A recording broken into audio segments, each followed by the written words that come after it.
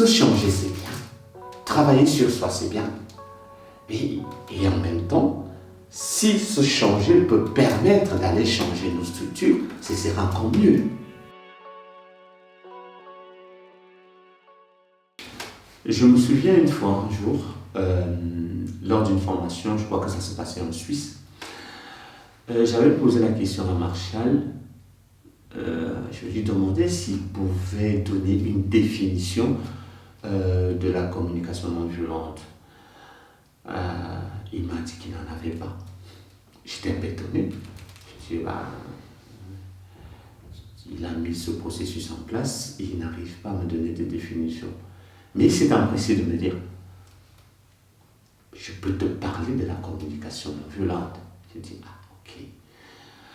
Et jusque-là, j'étais un peu sceptique. Bizarrement, on a passé une très très belle soirée à parler de la communication non violente. Les années ont passé en fait. Formateur en communication non violente depuis de longues années, moi je n'ai pas lâché. J'ai souvent voulu trouver une définition de la communication non violente. Je m'y suis attelé, mais je vous avoue, je ne suis pas arrivé, bizarrement. Et en même temps, je me suis rendu compte au fil de ces années qu'on pouvait parler de la communication non violente et de dire ce qu'est la communication non violente. Pour moi, la communication non violente, c'est d'abord un art du dialogue, en fait, qui met l'accent sur la façon dont on va se parler les uns avec les autres, en gardant une certaine qualité de lien. Moi, je crois que c'est le premier point. Je me suis aussi rendu compte qu'en fait, la communication non violente était une quête. On pourrait peut-être la considérer comme une boussole qui nous montre le chemin que nos cœurs veulent prendre pour vivre heureux les uns avec les autres, dans une forme de bienveillance. Je me suis aussi rendu compte que, quelque part, faire un travail sur soi, se changer c'est beau, se changer c'est bien, c'est un bon point. Et en même temps,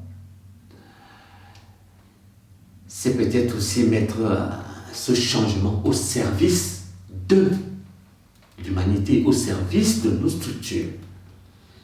Et la communication non violente peut être un outil qui va vraiment permettre ce changement au niveau, travailler sur le changement, sur la transformation de nos structures, qui parfois on a l'impression qu'elles nous oppressent.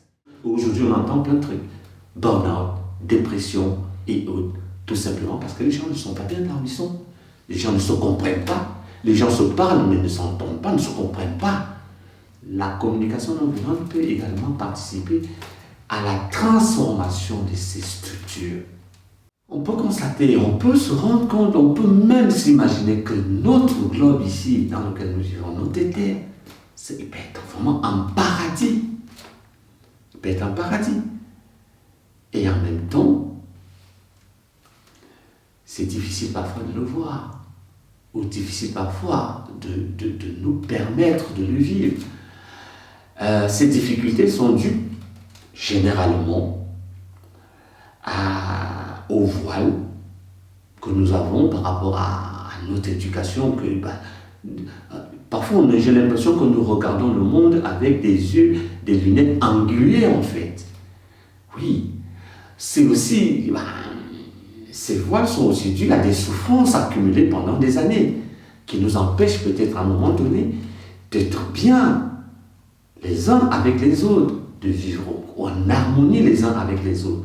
Moi, je pense que la communication non violente travaille à la réhabilitation en fait de ce paradis potentiel qui est notre terre. Et on peut même aller plus loin. Peut-être qu'il peut nous permettre de créer un nouveau continent, qu'on peut appeler le continent de la rencontre.